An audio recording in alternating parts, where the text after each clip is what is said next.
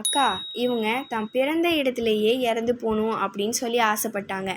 ஆனால் அது நடக்கவே இல்லை. இவங்க பிறந்த இடத்த விட்டு எவ்வளோ தூரமான இடத்துல போய் இறந்து போயிருக்காங்கன்னு பாருங்களேன். நல்லது தானே? என்னக்கா சொல்கிறீங்க? கொஞ்சம் தெளிவாக சொல்லுங்கள். சொல்கிறேன். ஹஜ்ரத் அப்துல்லாஹ் இப்னு அமர் ரலியல்லாஹு அன்ஹு அவங்க சொல்கிறாங்க, மதினாவில் பிறந்த ஒருவர் மதினாவிலேயே இறந்துட்டார். அவருக்கு ரசூலுல்லாஹி ஸல்லல்லாஹு அலைஹி வஸல்லம் அவங்க ஜனாசா தொலை வச்சுட்டு, அந்தோ இந்த மனிதர் தான் பிறந்த இடம் அல்லாத வேறொரு இடத்துல மரணமாகி இருக்க வேண்டுமே அப்படின்னு சொன்னாங்களாம்.